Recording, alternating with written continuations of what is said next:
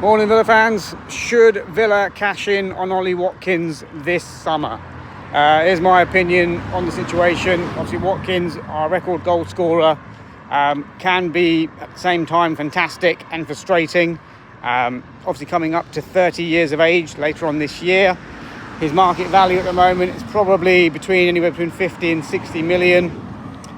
If we keep hold of him until next season, he'll be 30, going on 31. His value will probably be half, or maybe down to like 20, 25 million if we keep him for this season. So it's now a good time to sell Ollie Watkins. Obviously, I've watched a few podcasts on Claret and Blue.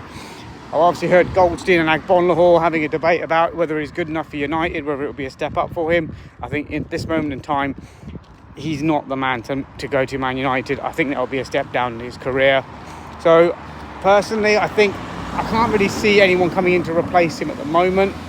And it will take big money for us to replace him, probably more than the 50 or 60 million that we could get for him, if that. I mean, obviously, maybe 40 to 50 might be more realistic. So I think keep hold of Ollie Watkins. He's got a couple of years left on his contract, but this is obviously his peak value at the moment. So if we were to sell, we'd get a good rate for him, and if we don't, it's going to half by next season. So it's a very difficult one. Obviously, we're looking for another striker anyway to challenge him, but what names sort of spring to mind that could replace him at Villa if we did cash in? Obviously, he's an Arsenal fan.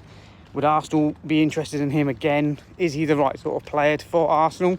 I think he's so frustrating in terms of the amount of chances that he misses, and obviously they've got people like Sesko and Gyökeres that they've got more sort of keen eyes on, and same for Man United really. I think they're looking at Gyökeres as well as a first choice, and maybe Watkins as that backup.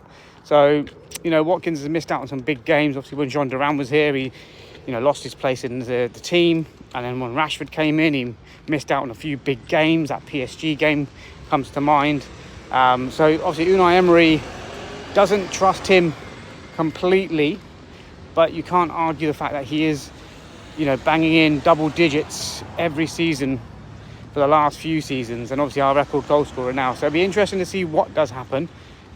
If we did let him go, we've got to have someone lined up to replace him.